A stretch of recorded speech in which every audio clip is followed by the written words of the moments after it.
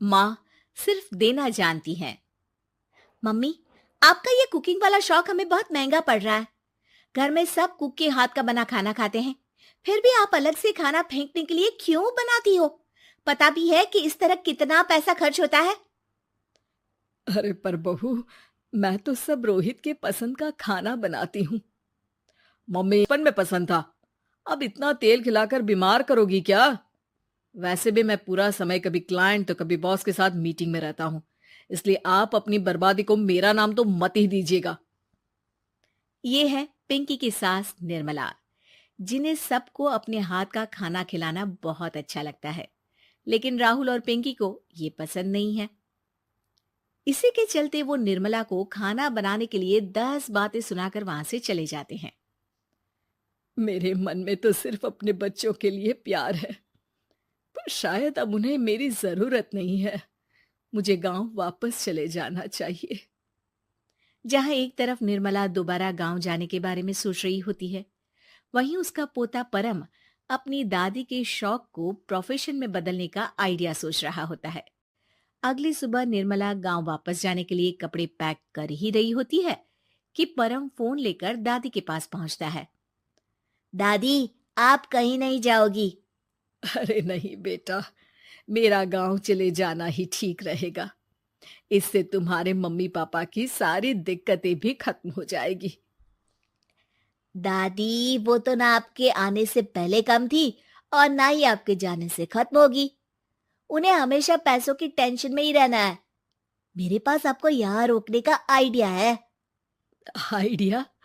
मतलब मैं कुछ समझी नहीं। इस पर परम अपनी दादी को YouTube खोलकर उसके बारे में सब कुछ बताता है, जिसे सुन दादी, अरे बच्चे, तूने इस बुढ़िया के बारे में इतना सोचा, वही बहुत बड़ी बात है। देख, मुझे ये सब समझ में नहीं आता। तू मुझे जाने दे बेटा। अरे दादी, इसमें कुछ मुश्किल नहीं है। मैं हूं ना हेल्प के लिए। आप बस खाना बनाओ, और पता है, YouTube की मदद से आप अपनी स्पेशल रेसिपी लोगों को सिखा भी सकती हो।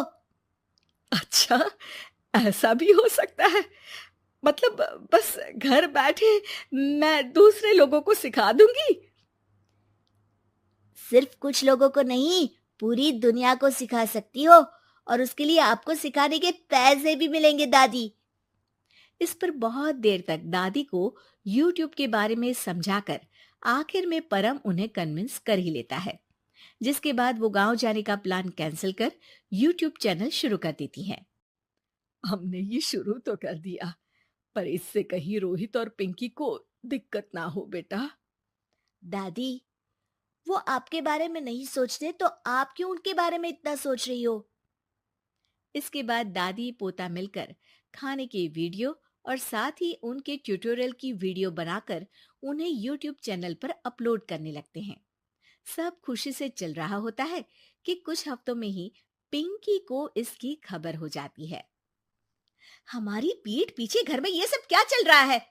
अरे मम्मी, आपको तो अपना टाइम पास करना है, पर उसमें मेरे बेटे का फ्यूचर क्यों खराब कर रही हो? पढ़ाई के टाइम आपके साथ किचन में लगा रहेगा तो फेल ही हो जाएगा ना। वैसे इस YouTube वाले के शौक के लिए आप जो फैंसी डिशेस बना रही हो, उसके पैसे कहाँ से आ रहे हैं? मम्मी, आपको हमेशा पैसों की चिंता ही क्यों लगी रहती है? और रही बात मेरी पढ़ाई की, तो आपसे ज्यादा दादी को उसकी चिंता है। इसीलिए मेरी पढ़ाई के बाद ही वो ये काम करती है। परम, अपनी मम्मी से बात करने का ये कौन सा तरीका? के बारे में कुछ गलत तो नहीं पूछा?